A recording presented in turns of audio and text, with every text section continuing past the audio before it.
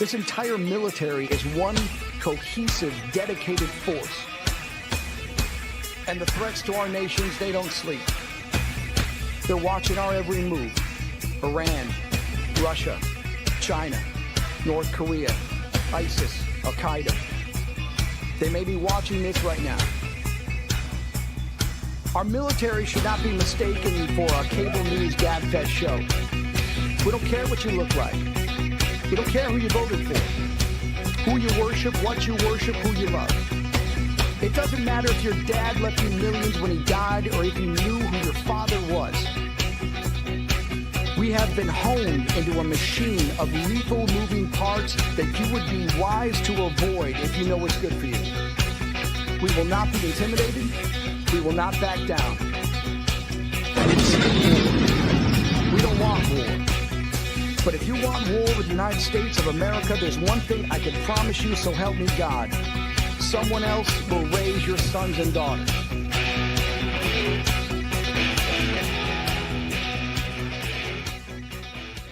Military Broadcast Radio, the station that's giving veterans a voice. Find us on the web at mbradio.us. Opinions expressed in this program are those of the speakers and do not necessarily reflect the views or positions of any entities they represent. Find us on the web at mbradio.us. Join Terry with Tracer Rounds every Tuesday at 7 p.m. Central to hear interviews with veteran artists, veteran business owners, and businesses that support veterans. Tune in to see if you're on target. Catch us on Roku, Amazon Fire TV, and MB Radio. Welcome to a special edition of Tracer Rounds. I'm your host, Terry, and you're on Military Broadcast Radio. And today in studio with me, I have AJ Richards, who is a combat veteran and who is a CEO of From the Farm. So welcome, AJ. Thanks for having me, Terry. I'm excited to be here. Yeah, we're excited to have you. So I wondered if you could tell me a little bit about your military service. Tell me about maybe some of your deployments or some of your like big takeaways from the military, just anything you'd like to share. Maybe your MOS. Yeah, absolutely. I joined in 2001 and I made the mistake when I went to MEPS and I checked the box that I had asthma as a child. So I spent a year fighting that because I had grown out of it, but I had to, get letters from high school coaches and all kinds of different people to confirm that I never had any issues. And I played all kinds of sports, so I knew I didn't have it. But that was my first challenge to get in, was getting over that threshold of almost selecting myself out. But I ended up going to Fort Leonard Wood, Missouri, and was a 54 Bravo, which then was nuclear, biological, and chemical operations. So that was very interesting, especially towards the end of my MOS training, going into the training facility where they had live VX and nerve agent, to test with. And that was, somewhat intimidating and also they said the whole point was to build trust in the equipment that you had. And I remember being in the facility when these guys came out with lab coats and they had the alarms on the wall that were silent, and they came in, and as soon as they walked in, they start flashing because that agent was present. And so, so that was pretty exciting. But I was National Guard my whole service, did 10 years total, 8 years in the Utah Army National Guard, most of which was with a field artillery unit. And that was really great because in the National Guard, you serve with the friends you grew up with. I came from a small town, so I was shoulder to shoulder, literally, with my friends from, as early as kindergarten. I deployed with my biological brother, which had its own challenges. Mortars were falling, and I'm always wondering if my brother Coulter was okay and him vice versa. But that was really neat. And so we deployed to Ramadi, Iraq in 2005 to 2006. It was a pretty busy time. And then when I got home, I went into an engineering unit briefly before I moved to Phoenix, Arizona. Once I moved to Phoenix, Arizona, I transferred to the Air National Guard and reclassified, retrained for the security forces, and was with the 161st Air Refueling Wing out of Phoenix, Arizona. So did 10 years. I started my first foray in entrepreneurship. I started a business where we had dogs that were trained to sniff out bed bugs. Oh, And wow. yeah, Dogs? yeah. And so I had a team of dogs, and we'd travel around the valley, searching hotel rooms and so forth to either confirm they were there or confirm that they had been eradicated if need be. Yeah. And that's part of what got me out, because even a 2-week summer training, with the National Guard, typically you do the weekend, 1 weekend a month, and then Yeah. 2 weeks in the summer. But those dogs had to constantly be trained. And if I left for 2 weeks, that would pose a significant impact on my business. So that was part of the reason I exited in 2010. Yeah. And so, yeah, I'm really grateful for my military service. I think that, men to go from boy to man is a process of character building, where women, it's more biological. And so for men, I had this friend of mine tell me that throughout history, there was rites of passage in every culture around the world. Yeah. And we're losing that. We're losing these rites of passages. And so the military for me was that rite of passage, right? My dad raised me, my parents raised me, with the character that they raised me with. And then I shipped out and left home, and now I was on my own and had to learn how to be on my own. And that's where that transformation from boy to man is. And there's really not many places left that transformation can happen. And so I'm just really grateful for all of my experiences there. And actually those experiences proved to be pretty impactful to what I do now. So, but yeah, it was great. 05 to 06 was a very busy time in Ramadi. We were a field artillery unit. And so our unit had multiple missions we were tasked with. And the way they did it is each battalion, we rotated every 4 months. So my first 4 months, I was entry control point security on Ramadi. And then actually, I think I did that for 8 months. And then the last stretch of our deployment, I was patrolling. If people went to Iraq, they'll be familiar with Mobile and Michigan, Route Mobile and Route Michigan, and those were part of our AO. And so we were out patrolling those areas just to try to prevent, enemy from placing IEDs or anything like that while we were there. So we were really blessed. We deployed, and we didn't, we had some people attached to us from other units when we left. And I think all told, we only lost a few guys total, but our unit as a whole from Utah, we didn't lose a single person in the entire year we were there. Wow. So we were very blessed, because it was a really hot area during that time. And even the unit that replaced us when we left, they lost multiple people within a few weeks of us leaving, doing the same missions. So, You definitely were blessed. Yeah. So we had a lot of strong people of faith back home praying for us. And I think that made a big difference for us. So I would say it probably did. I would say, there is a higher power, and I would say he does watch out for people, and he does listen and hear our prayers and hear our calls to action. So yeah, I agree.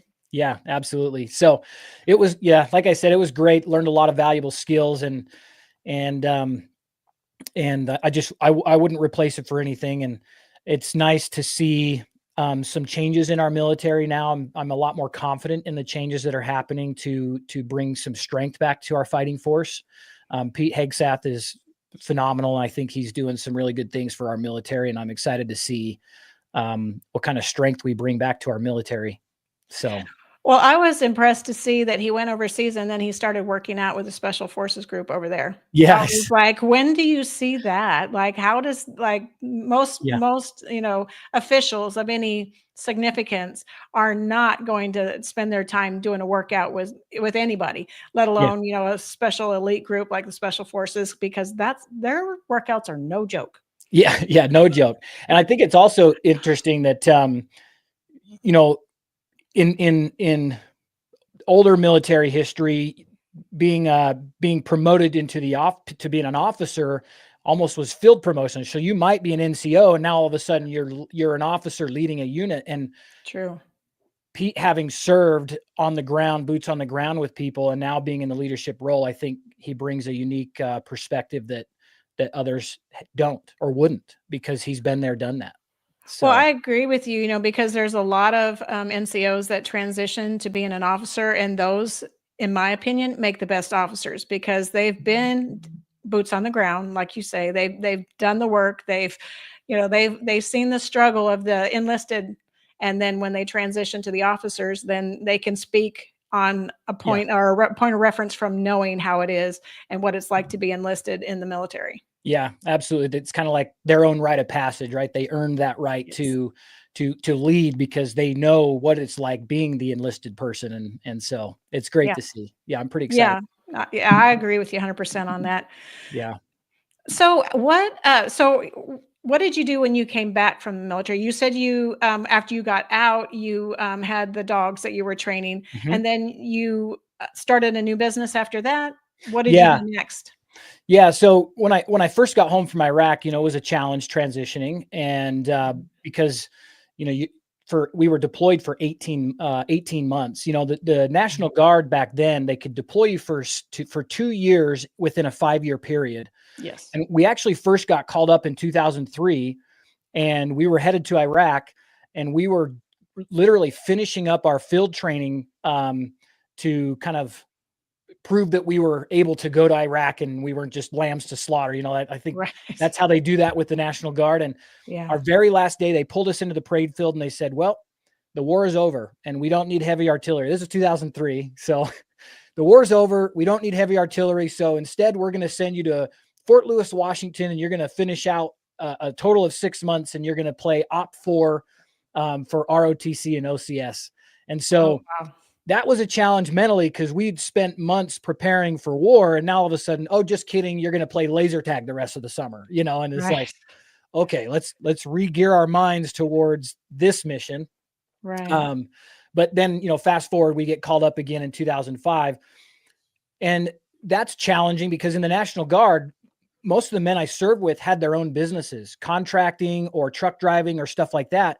Yeah. And now you're deployed for 18 months, and a lot of the businesses, they dissolved because when you're not home to run your business for 18 months, that's devastating as an entrepreneur, as a business owner. There's just no way to run it, And so, anyway, so I got home, and before I got into the dog side of that, I got recruited to go sell pest control door to door.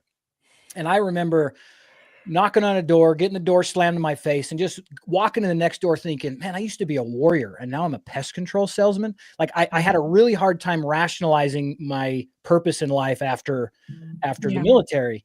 But I'm grateful for that. I ended up getting some mentorship that I would have never received otherwise inside that company. And so then in 2012, I opened a CrossFit gym. I was the first CrossFit gym in Mesa, Arizona, still in the military, doing this stuff with the Air National Guard. But then eventually my very first, well, I guess the gym would have been my first entrepreneurial experience. But then after that, I went into the dog business with the bed bug dogs, and we traveled all over the valley searching for bed bugs, and I learned that I'm not a great dog handler. And so that was very stressful.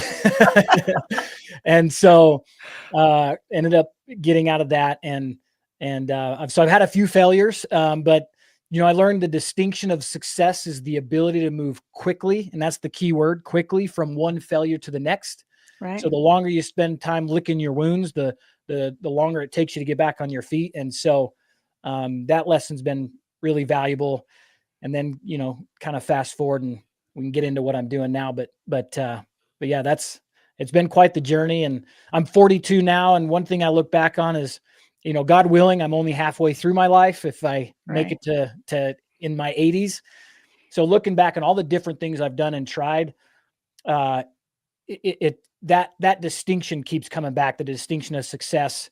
And then just thinking, man, I've lived a whole lifetime. And now if I have another equal amount of time left on this planet, how much more can I do and take the wisdom and knowledge I've learned up to this point and just kind of compound that moving forward. So Yeah, no, I think that's a great perspective. I mean, because failure begets success, because you have to put a foot forward and you have to try, because if you don't, you never know whether you're going to have success, or you never know how far you can go if you don't put that foot forward. So Right. failure isn't the end of the line, it's the beginning. Yes, absolutely. Yeah. Well, we're going to take a quick break, and we're going to hear Dallas Alexander, Adios Amigo. But when we come back, we can talk about what you're doing now. Great. All right, here we go.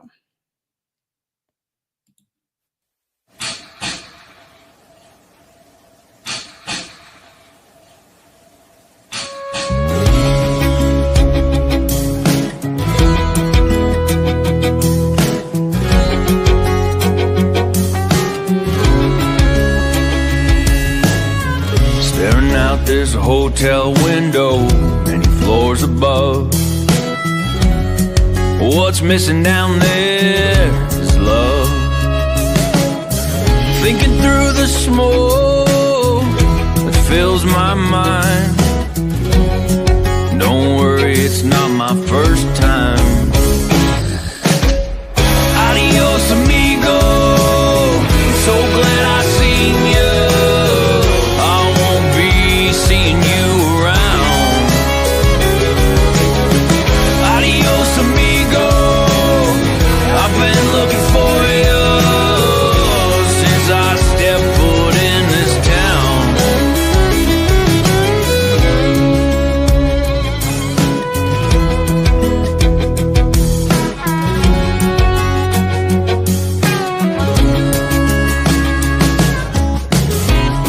They say it's all inside, heaven and hell. What happened to that angel when he fell? Give it just one try. Tell me you don't like it. Be God for a moment and don't despise it. Adios, amigo. I'm so glad I seen you. I won't be seeing you around. Adios, amigo. I've been looking for you since I stepped foot in this town.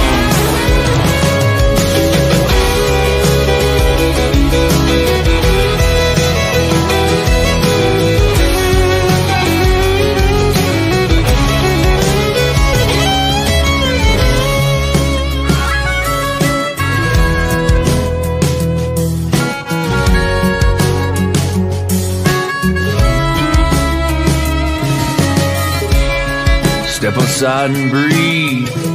Play a little in the street. Hope it's not me they're sending. Move on from over there. Get the kids a little scared. Oh, these fences, they need mending. Adios, amigo. I'm so glad I seen you. I won't be seeing you around. Adios, amigo. I've been looking for you since I stepped foot in this town. Adios, amigo. I'm so glad I seen you. I won't be seeing you around.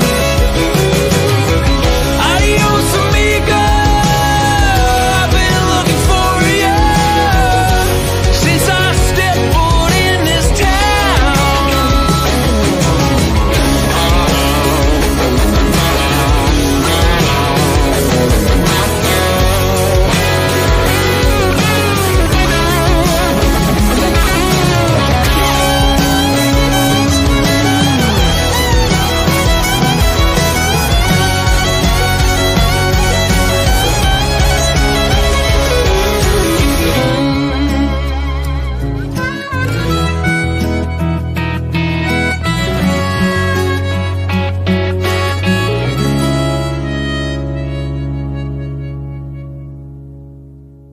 Opinions expressed in this program are those of the speakers and do not necessarily reflect the views or positions of any entities they represent.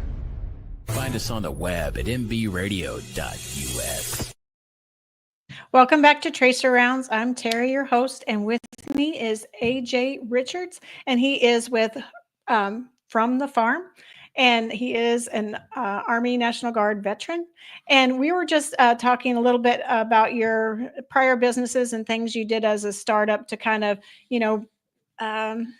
I don't know, gain experience, just start out in the world, be an entrepreneur. So what are you doing now? And this is one of the reasons why we're having you on the show tonight, is because you have a movement to help local ranchers and growers unite. So can you tell us a little bit about that? Yeah. So so I ended up going through a bankruptcy down there in Phoenix, and from a business. So I started my CrossFit gym, and then alongside of that, a year after opening the gym, I started a sports entertainment company, and you can still find some old videos on YouTube. It's called Rush Club Nation.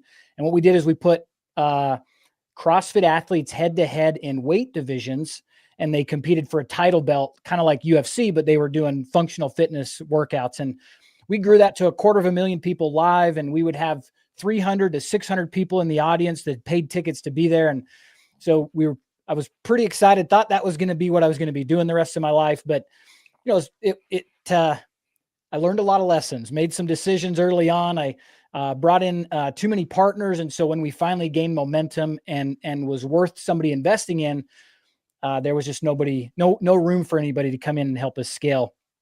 But God does things and has us go through things for a reason. And so that failed on purpose. And I believe if I would have succeeded at that, I probably would have lost my family, because I didn't know enough about myself.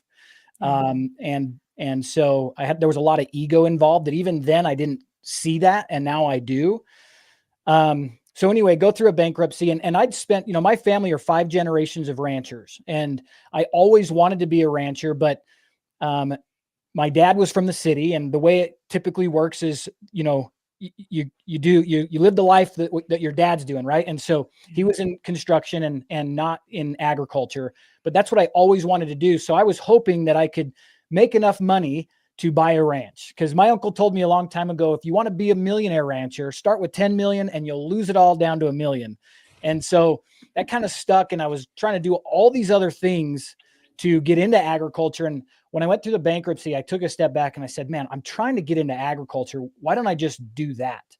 So I called my cousin and I said, can I sell beef for your ranch? Let me just build a direct to consumer label. You raise the beef and I'll get it out the door. And that was towards the end of 2019. And we were doing well. We started growing and building a customer base. And then COVID hit. And we called to get our next round of processing to slaughter the cows and package them. And when we called, they said, yeah, we can get you in 18 months. And prior to that, literally the week prior, we would call and they'd say, yeah, we got a spot for you tomorrow. And so something happened, and I didn't know what it was. I wasn't that familiar with our food supply chain, just wanted to work with my cousin and get involved. Yeah. And so now I'm concerned, like if we can't get in for 18 months, and that was the same thing for the entire nation, no matter where you were at in the country, you couldn't get in for a year and a half or longer because our supply chain was completely crumbling. And so I really started digging in to see what was going on. And I was listening to the news. I was driving down the road. I don't remember what I was doing. I was driving down the road and the news was talking about empty store shelves or limits on the amount of meat you could buy. Yeah. And yet I'm looking in the pasture and there's finished fat cattle all over standing in the pasture, but there was a disconnect that has happened in our country. The consumers have forgotten how to connect with their producers, their farmers and ranchers. And farmers and ranchers live private lives, and they're just so busy and they kind of prefer that. And so they also didn't know how to communicate and reach out. And I thought, man, somebody ought to build something like Airbnb, where you can just go to the website and wherever you're at, you can find and source food direct from the farmers and ranchers in your area. And if we could do that, if somebody would do that, that would make it so much easier, and we could fix this problem, because now we would be building local food systems, right? And not have such a centralized food system. But I knew nothing about technology. And so, I tried to pawn it off to other people that knew how to build software, and that was not a vision impressed on them. And so they would just turn me down. They just didn't get it, and they didn't want to do it. And so I kind of said, okay, fine. Well, I'm not doing that. I don't know anything about that. And I was, to make ends meet, I was doing concrete with some friends on the side and working nights at Walmart distribution, just trying to make ends meet after a bankruptcy. And I just couldn't let it go. And when I would lay my head down at night, if you want to pull up that first slide, I would lay my head down at night, and this moment kept coming to my mind. And I actually forgot I had this photo until I was scrolling through my photos later. And we took care packages to this little tiny group of homes from home. And now fast forward 2020, I'm seeing myself as the father of these people, of these kids, watching other men feed my family. And I couldn't sleep. I was so worried that this is the way we were going. And so I said, okay, God, what are you trying to tell me? What do you want me to do here? Like, I don't know what I'm doing. And the answer was just, you just need to figure it out. That's just what was put on my heart. And so I started calling around, and I met my mentor now, and he's a partner in our company. And I went and visited with him, and you can take that down. But so I go meet with him, and he says, this is a really good idea. I can see, because he had some agricultural connection, and he also could see what was going on with the supply chain. And he said, man, the last business I would ever get into as a startup is technology, because only 1 in 2,000 make it.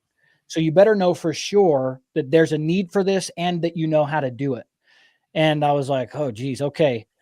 So then I spent the next 3.5 years interviewing and asking as many farmers and ranchers as I could, sharing this idea and asking them if this would help. Because one of the biggest challenges for me while I was selling for my cousin was the marketing, the learning how to use keywords and ad spend and all of these things just to try to get out. And that was so difficult. Yeah.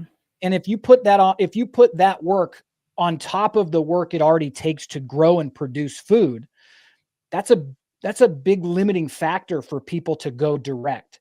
Right. And so that 3.5 years was me really just making sure that if we did this, like the advice he gave me, that it was actually needed. And so during that time, I asked so many questions that I ended up finding myself running a USDA slaughterhouse in Cody, Wyoming, which is where I live now. Right. And Terry, if you would have told me in 2020 that I needed to do that in order to do this, I would have quit. It didn't matter the feelings I was getting. That would have just never crossed my mind, because to run a slaughterhouse, you're somebody who has gone to school. You've gone through all these, you cut meat for many years, and then maybe you open your own before you run a slaughterhouse. Yeah. But by this time I was already working with some, let me back up just a little bit. We had to shut down my cousin's operation because we just couldn't get processing. Yeah. And so customers, if they're waiting for a monthly delivery of beef, but you don't have it, your business is over. And so we shut it down during that time. And I was just doing all of this research, trying to, figure it out. Yeah.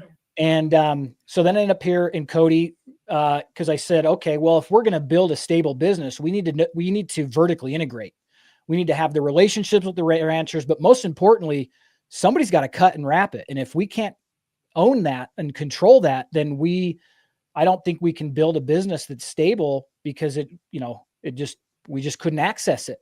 Right.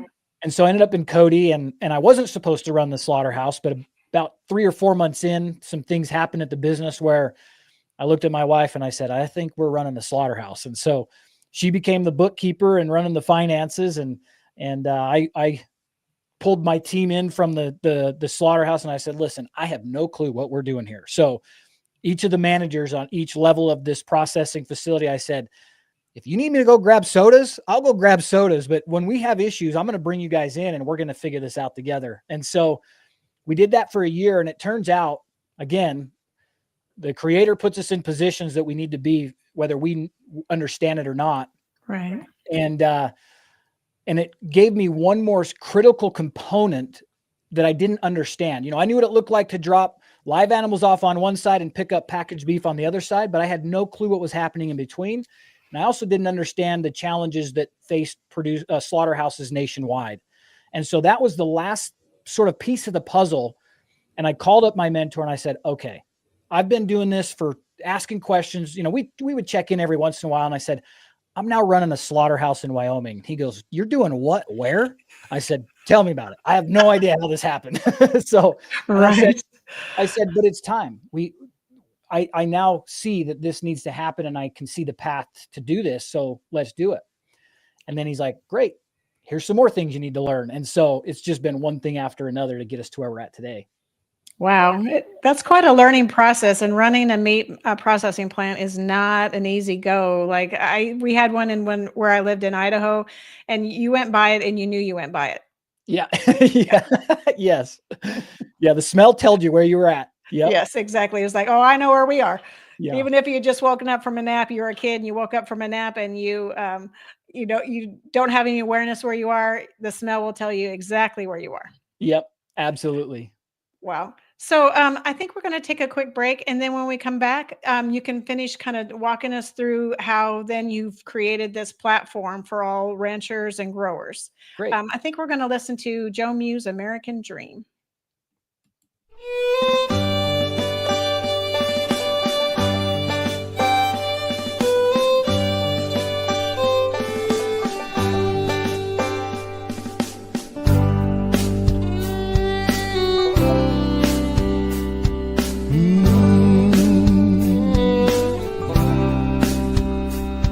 We're living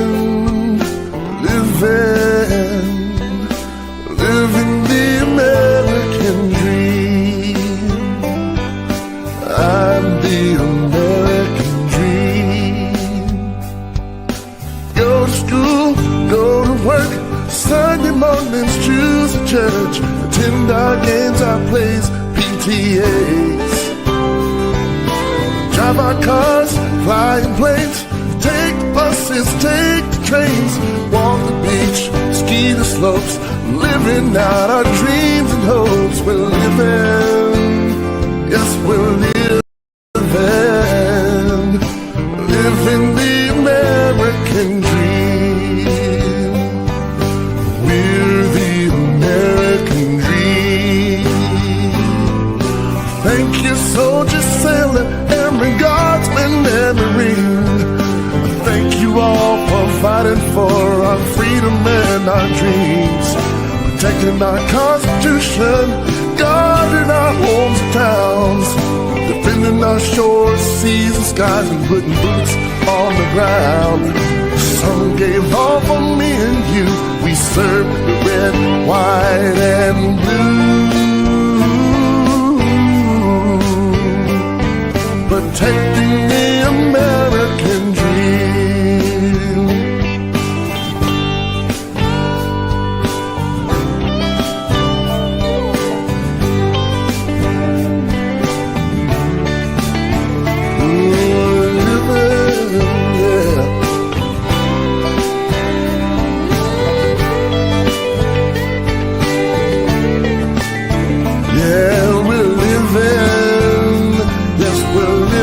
Thanks to you, living the American dream.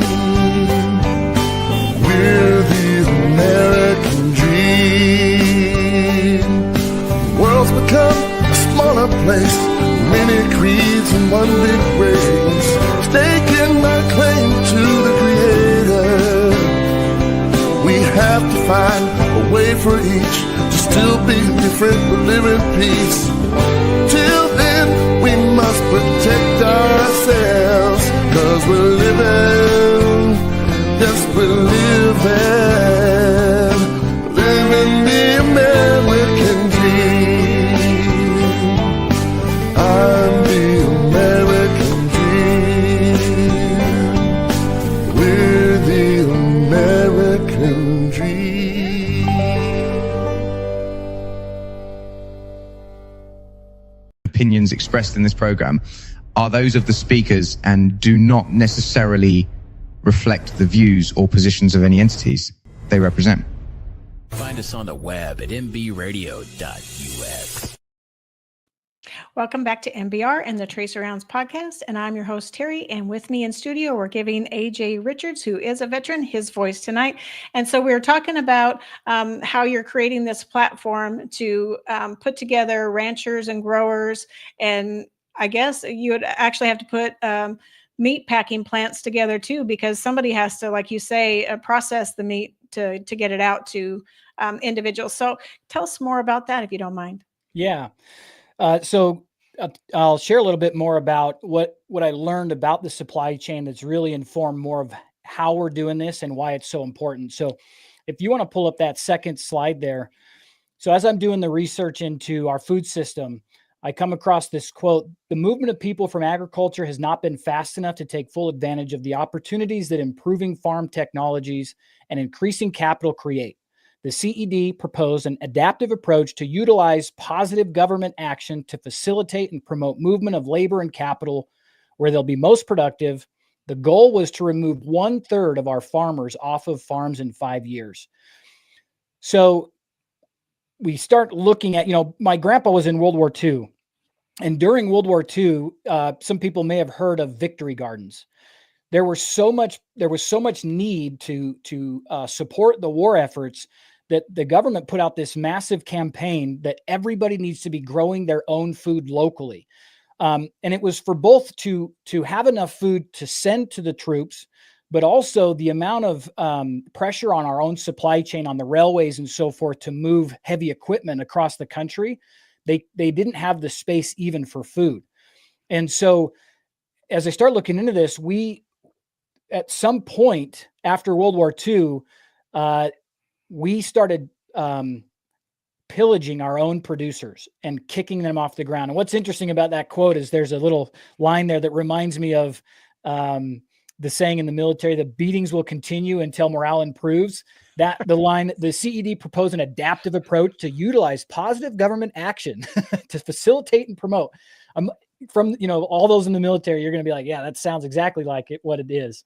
Right. But now that's led us to where we're at today. And if you want to pull up that third slide, in the beef world, we only have 87.2 million head of beef cattle left in our entire country. Last year, for the first time in history, we became a net food importer, meaning we consume more food than we even produce in this country. And we haven't had a focus on our local producers because the big companies, the big corporations have captured, and they have these lobbyists that lean into promoting just them growing their own bottom line. And that's put us in a really, really vulnerable state.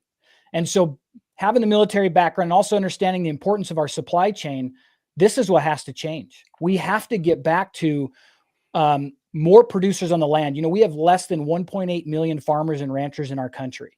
We're literally at a time where we should see 40 acres and a mule for veterans that are, or anybody that wants to grow food, because we need that. We need to bolster our local food supply. The slaughterhouses, we have less than 10,000 slaughterhouses nationwide. And somewhere around 30 processing facilities process 80% of our meat. 80%. Wow. So if people remember back to 2001, when they limited the amount of meat you could buy, it was because one of the largest meat packers in the world, they got hacked, and they locked them out for a week, and they had to pay an $11 million ransom to unlock their software so they could keep processing. And so people just are really not aware of the severity of where we're at. And so that's been a lot of the information that I've been gathering and learning throughout this. It's been 5 years now of trying to figure out how to do this.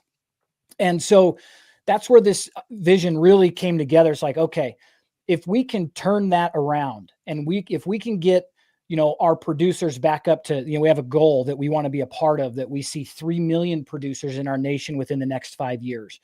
Now that won't be big operations. Land values are way too high.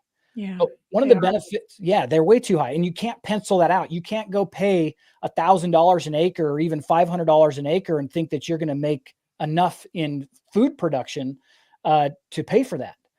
But fortunately, one of the fastest growing movements in our nation right now, because of COVID, is this move back to homesteading.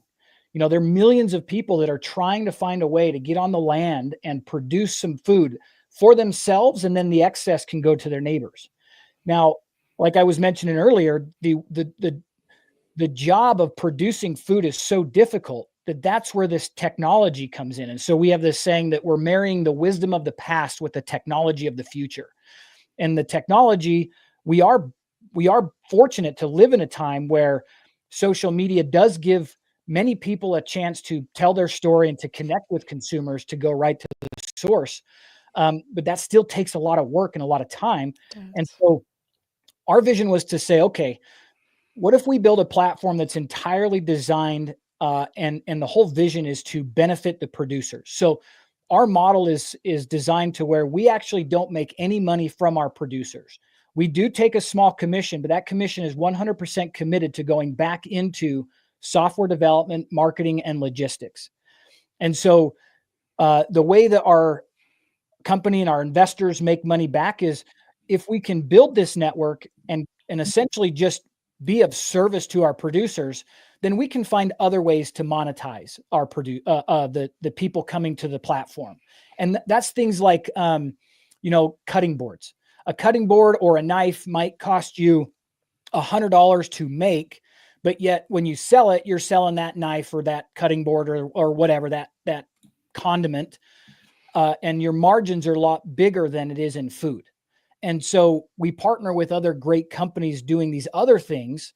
And so when consumers go on the platform and they buy these other items, that's where we can make money for our investors, but we can not take a profit from our producers. And we got that idea because when I looked into the average dollar, when you spend $1 on food, only 14 cents, and most recently I saw 9 cents, is all that goes back to the farmer. Everybody in the middle gets the rest. The marketing takes the lion's share, but everybody else in the middle gets the rest. So when you go buy a steak from the store for $26 a pound, that producer did not get $26 a pound. They got a fraction of that. And so if we can cut out all of the middlemen and drive people right to the producer so you can shake the hand that feeds you, then those producers will get the majority of that dollar. If you want to pull up that last slide, it's an image of what our map currently looks like. And folks, I'll tell you, we're a startup. Our software's a little clunky. We're building it as we go, and our community's helping us do this. We're raising money through crowdfunding right now. That's been it's been a huge blessing for us. But currently we have over 70 producers on our map. And what you see there, these are families all over the nation. And when you go to the fromthefarm.org and you click on one of these and you buy from them, you're not buying from us. We just facilitate the transaction, but that's going right to them. And then they're shipping it right from their house to your door. And if you happen to live close to one of them, they're probably going to deliver it to you, or you even pick it up from them directly. And so the whole vision was like, if we can decentralize and create a parallel economy where we feed the people by the people, then we can start building resiliency back into our supply chain, just like the Victory Gardens, the purpose of the Victory Gardens. When we hyper-localize that, which is our long-term mission, we can take out all of those costs and get it back where it belongs so those producers can keep increasing their operation. The cost of cows right now at the auction is higher than it's ever been. So cow-calf producers are making the money that they should have made all along, but it's also making it harder to buy and finish. And that's also why people are seeing the food prices being so high. But if we can cut out a bunch of the inputs and give them that money back, then they can reinvest in their operation, because most farmers and ranchers that they don't want to sell either. They never want to leave. It's a lifestyle. You mentioned before we started, your family was in the dairy operation. Yeah, they were. Yeah, we had dairy cows, probably had 20 head of cows, I guess, is what he had that would fit in his barn, maybe a little bit more. Yeah. Yeah. And so if we can get back to that, then we can build resiliency in our food system in our nation. And I'll tell you, doing the research, the thing that scares me the most is potential famine. And famine always comes from decisions made by the leaders of the country, whether intentional or not. That's where it comes from. And so when we read that quote from the Center of Economic Development, they were making decisions decades ago that have put us in this really vulnerable position now. Yeah. And if we can just make a new sandbox, right? We've got 320 million people to feed. So I have no illusions that we have to shut down the system as it is now, because we would certainly see famine if we did. But we can, but we can start making progress towards a better, more resilient food system. And so that's what we're doing at From the Farm, is working to create a supply chain that works. The other thing too is what else? The other thing that helps with the localized side is there's a saying that the new middleman is FedEx and UPS.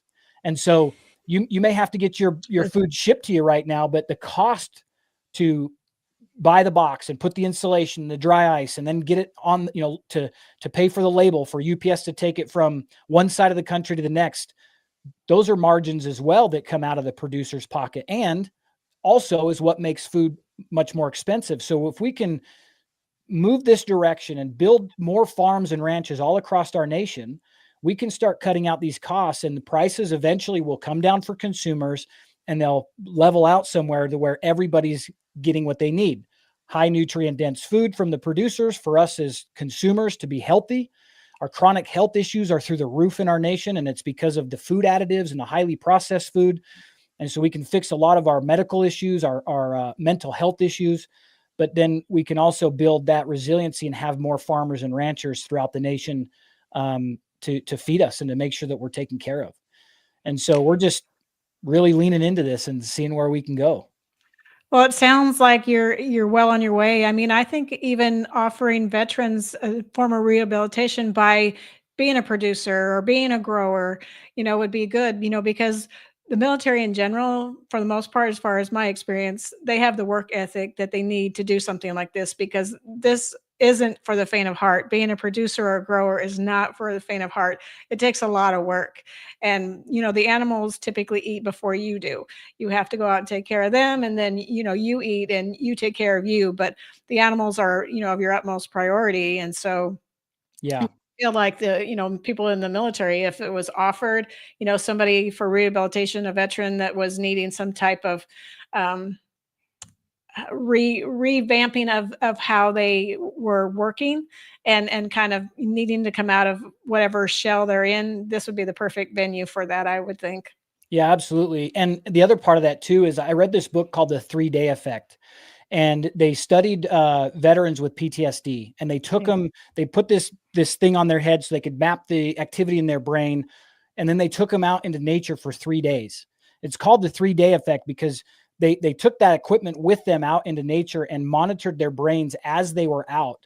And they started seeing areas of their brain fire up that had been dormant. And so being in nature is really healing. And so while veterans possess the grit to be able to do that kind of work, it's also healing for them. And I think we can make a huge impact on PTSD, not just for veterans, but anybody with PTSD. Nature's very healing. I mean, I know for myself, I'm stuck in front of 3 computers doing my job all day. And when I'm feeling kind of wound up, I'll go out and pace my property. And there's just something really healing about being out there. And so I think this is the path. There's organizations out there that are specifically focused on veterans getting into agriculture.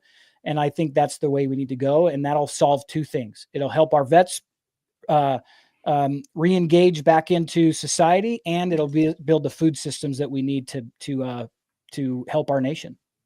Yeah, no, I agree. We talked before we came, before the show went live, about how there's encroachment from cities into all the urban, the county areas where you particularly see farms or see ranches or see growers, and you're not seeing as many of those anymore because they're all being bought out. I mean, because it's more, you make more money selling your land for development than you do producing. And so some of them are like, well, that's too much work. I'm not in it anymore. And so we're seeing, the decline in ranches and farm and people that do that type of work. And like you said, there needs to be a resurgence in that, because it's feast or famine basically is what's going to have to happen. I think, if we don't put the brakes on the sprawl, the urban sprawl, and then get back to, more growing and producing. Like you said, I agree 100%. Yeah. And there are some old timers out there that don't have any family to pass it on to. And they they've got land to produce food on, but they have nobody pass it on to, and they're also not looking for that big payout. I mean, they've produced on that land their entire lives. They know their lives about to end, and so what's the purpose of selling it off for millions of dollars if they have nobody pass that on to? And so some of these folks are looking for somebody to hand that land off to, and what they'll do is they'll bring them in, have them work side by side with them until they're ready to retire. My cousin, for example, bought a ranch, and in the negotiation, it was, we want to live here until we pass, and then we're out of your way. And so there are scenarios like that that could be really valuable. But I think that's the path, and veterans are the right people to get in there and really make that difference for us all. Yeah, I think so too. And as you're talking about, people that don't have family to pass off their property to, I mean, even if maybe they're not at the point where they're going to pass away, but they're to the point where I'm no longer going to work the land, just letting somebody lease the land or just use the land and produce on that land, just to keep the land viable and just to keep those processes going. I mean, even those types of relationships would be better than just letting the land sit idle and not being a producer or a grower, where there once was that. Right. Yeah, absolutely. So I'm hopeful for the future. I mean, what other choice do we have other than to just have hope and keep working towards it? And I definitely feel that my time in the service has helped build the resiliency that we need on our side to do what we're doing, because it's not easy. We have to raise lots of money. It takes lots of work. We're probably just under $1 million invested. And so when the self-doubt creeps in, we just keep leaning in, but we get messages all the time from people that have been following along. And those messages are really helpful too, because they've got our back. And so we just put, left foot, right foot, just keep moving. Right. It's just one foot in front of the other, even if it doesn't feel like you're making progress, you are. If you're moving forward, it's progress. Yeah. Even if it's 2 steps back and 1 step forward, it's still forward. Right. There's that saying, the best time to plant a tree was 20 years ago, and the second best time is today. Right. And so just reminding ourselves, like, okay, we've got a lot of work to do, but what's the consequence of doing nothing? So let's do something. Well, so how do people get involved? How do they engage with this platform? How do they support it? How do they grow it? How do they engage with it? How do they do the e-commerce with it? Yeah. So if you go to fromthefarm.org, that's our website. We're growing, so there might not be anybody close to you, but even just supporting us now, even if it ships to your door, we are signing up new producers every week. And so it'll get there, and then we'll hit a point where it grows much faster. We have a website that we're on called WeFunder. If you go to wefunder.com/fromthefarm, it's an SEC regulated investment, and the details are there. I'm not allowed to kind of go into details on a podcast, but you can go read it all there. That's a federal rule, but people are going to get a return on their investment. We wanted to wait until we could actually let people participate and get a return versus just offering a hat or a t-shirt, for an investment. So we've got that resource as well. And if you want to go to fromthefarm.org and buy a hat or a t-shirt, all the profit there helps us go right back into continuing to grow this. So and you can find a lot of our social media platforms through there. But From the Farm USA is our social media handle across the board, off Facebook, Instagram, and YouTube. And so how can a producer get involved? The same way, or is there a vetting process? What does that look like? Yeah, great question. I'm glad you asked. So if you go to fromthefarm.org, on the top right, it says become a producer. And when you submit your information, Jaylyn, who's on our team, she'll reach out to you, but we talk to and confirm every single producer that's on our platform to make sure that it's actually a family-owned operation. What we don't want is to have a big company put up a fake label that looks like it's a family. And so we vet every single person that is selling on our platform. And we don't vet their practices or their processes. We want you to build that relationship with them and ask them the questions that matter to you. Are you interested in regenerative or corn and grain finished beef or grass-fed and finished beef, or is that not something you worry about? But if we can help you go right to them, you can ask those questions directly, and because again, we don't want to be in the middle. We're just trying to make that part simpler, but we want you to build that relationship, because if the store shelves are empty and you know the name of your farmer or rancher, you have far less to be worried about. I'll tell you from experience, my family are cattlemen. So I never once worried about having access to food. The empty store shelves didn't matter to me because I knew where my food was coming from directly. And we are at a time in history where I think that's more important than ever for people to know that. And while we're talking about FromTheFarm.org and would love the support, go to your local farmers markets. You can meet them directly. You know, sometimes they're full of more crafts than they are food, but go and find people wherever it's more convenient and build those relationships, because then you're also making it more, you're helping that farmer be more resilient. You know, if my cousin has every cow has an ear tag with a number on it. If every ear tag has a family's name attached to it, that makes their job that much less stressful and more resilient, because they're trailing all these cattle and they know that one goes to the Smiths and that one's the Joneses and that one's the Richards, and that, it's just a much better way for us to do things. And we, the people, can make the difference. Yeah, I agree with you. I mean, it's expensive to raise cattle and horses and livestock of any kind. Hay is expensive, feed is expensive. So, just supporting those local producers is really what we need, because otherwise, what are they doing it for? If they're only making pennies on the dollar, then they're not really breaking even, or maybe they're just barely breaking even and not really able to reinvest in their own business. Yeah, exactly. And that's the thing. The last thing I would say is that, this isn't about us. This is about our producers. And I tell our producers all the time, when you go look at our social media and you see how many people are following and commenting, I just want you to know that's not me. They're there because of you. We're just helping make that connection. So it's not about us. It's about the people we're trying to serve. Well, I really appreciate what you're doing, because, my family's farm is long gone because my grandpa is gone, and all his kids that worked the farm are gone. So we don't have that in the family anymore. We have houses where that farm used to be, which is kind of disappointing in my mind. And so saving those family farms and saving the legacy, I think, is so important. Yeah, absolutely. Yeah. Well, is there any closing thoughts you want to say before we have to wrap up? Because we've got about 2 minutes left.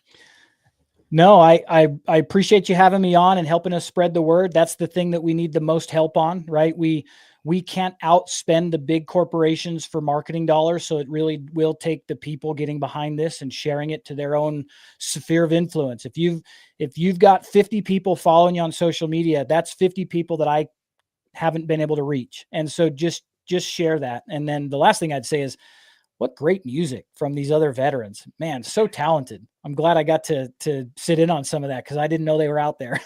Yeah, we have a list of veteran artists, and I tell you what, their music is incredible. And I love supporting veterans in whatever they do, businesses or music, or just, just hearing their stories is so important. I think just sharing those with other people to give veterans a face that people can, grab onto and say, oh, that's them. That's what they do. That, but some people just don't know how to talk to veterans. And so sometimes engaging this way brings them into, a space where they can relate.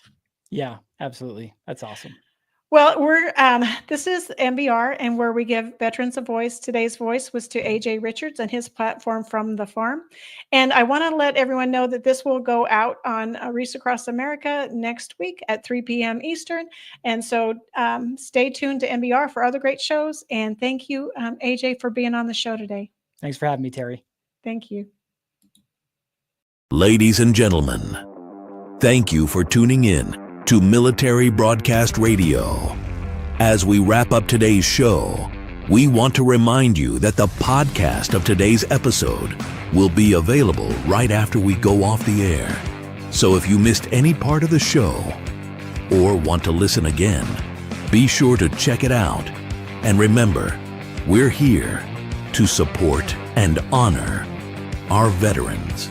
Your stories and experiences matter, and we are committed to giving you a platform to share them. That's right.